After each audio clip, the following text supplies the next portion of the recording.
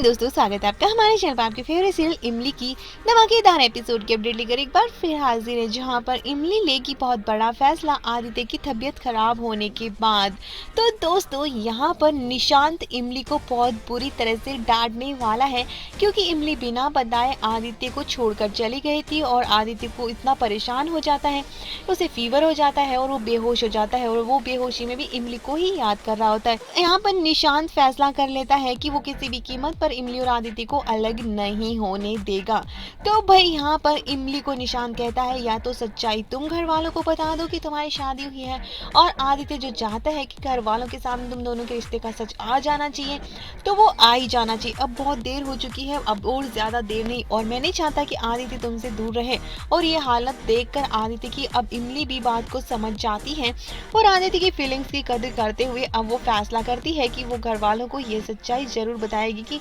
आदित्य और इमली की शादी हो रखी है। तो भाई निशांत और पल्लवी दोनों ही उसका साथ देंगे, और इसके बाद इमली बड़ी हिम्मत करके घर वालों को ये सच्चाई बताएगी और दुल्हन बनकर घर वालों के सामने आएगी। और जैसे ही आदित्य, निशांत, रूबी ये चारों माचो मिलकर घर वालों के सामने जाएंगे और कहेंगे कि हमें बात करनी है, और इमली जैसे बहू बनकर आएगी और पल्लवी उसे सजाने वाली है, और निशांत और पल्लवी इमली को इस तरह से और आदित्य को साथ लेकर जाते हैं और घर वालों से बात करते हैं कि हमें आप लोगों को कुछ बताना है।